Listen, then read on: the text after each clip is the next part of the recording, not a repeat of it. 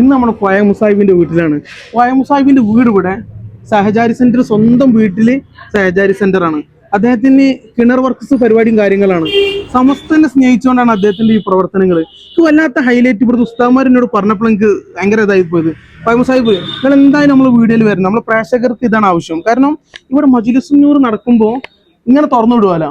അപ്പൊ ഇവിടുന്നാണല്ല 100-100ഓളം സ്ത്രീകള് മജ്‌ലിസ് നൂർ ചെല്ലാൻ വേണ്ടിയിട്ട് ഇവിടെ വരുന്നു. മാസത്തിൽ ഇതിനെ സഹായിക്കുന്നവർക്ക് വേണ്ടിയിട്ട് ദുആ ചെയ്യാണ്.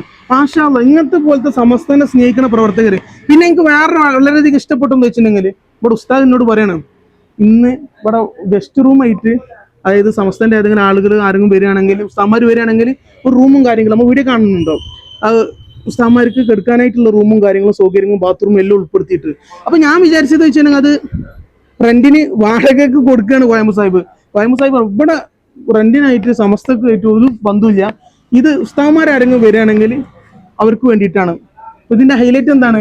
ഫസ്റ്റ് ആയിട്ട് ആദ്യമായിട്ട് നമ്മുടെ ഈ സഹചാരി സെന്റർ തുടങ്ങിയതിന് ശേഷം, ഈ ഒരു വർക്കൊക്കെ തുടങ്ങിയതിന് ശേഷം ആദ്യമായിട്ട് വന്ന് താമസിക്കുന്ന ബഹുമാനപ്പെട്ട ഹക്കീം ഫൈസി ഉസ്താദാണ്. ഇത്രയും നല്ല രീതിയോട് യാത്ര സംഘടിപ്പിച്ച ആള് തന്നെ ഞങ്ങൾക്ക് ഇവിടെ തങ്ങാൻ ഷറഫുള്ള. അദ്ദേഹം നമ്മുടെ പ്രേക്ഷകനാണ്, സ്ഥിരമായിട്ട് നമ്മൾ വീഡിയോ കാണലുണ്ട്. ഇന്ന് കണ്ട വീഡിയോകളൊക്കെ മൂപ്പരാൾ ഇവിടെ പ്രവർത്തകർക്ക് അറിയാത്തവർക്കൊക്കെ ഫുൾ പരിചയപ്പെടുത്തി കൊടുത്തു നമ്മൾ ഷറഫുള്ള സാഹിബാണ്. ഇൻഷാ അല്ലാഹ് ഈ പ്രവർത്തനത്തിന്റെ അല്ലാഹു ഹൈറും ബർക്കത്തും നൽകട്ടെ. ഇവിടെ ഒരുപാട് സമസ്തക്ക് വേണ്ടിയിട്ട് അദ്ദേഹം പ്രവർത്തിക്കുന്നുണ്ട്. ഇതിന്റെ ചെയർമാൻ അദ്ദേഹമാണ്. ഇൻഷാ അല്ലാഹ് ഒരു സാധു നിഷ്കളങ്കൻ.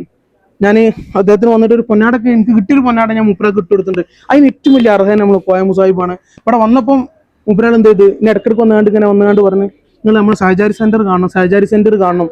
പക്ഷെ ഞാൻ സാധാരണ ഒരാൾ വന്ന് പറഞ്ഞു പോകുന്നതായിരുന്നു ഞാൻ വിചാരിച്ചത്.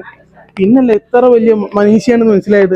അതുപോലെ ഹൈറും ബർക്കത്തും നൽകട്ടെ. ഇൻഷാ അല്ലാഹ് ഇതിനൊക്കെ പകരം നാളെ സ്വർഗ്ഗം അല്ലാഹു തആല നമുക്ക് നൽകാൻ കഴിയട്ടെ. നമ്മൾ 100-ാം വർഷത്തിൽ പങ്കെടുക്കാനും നാളെ ജന്നാത്തുൽ ഫിർദൗസിൽ ഒരുമിച്ച് കൂടാൻ അല്ലാഹു തആല തൗഫീഖ് നൽകട്ടെ. അസ്സലാമു അലൈക്കും വറഹ്മത്തുള്ളാഹി.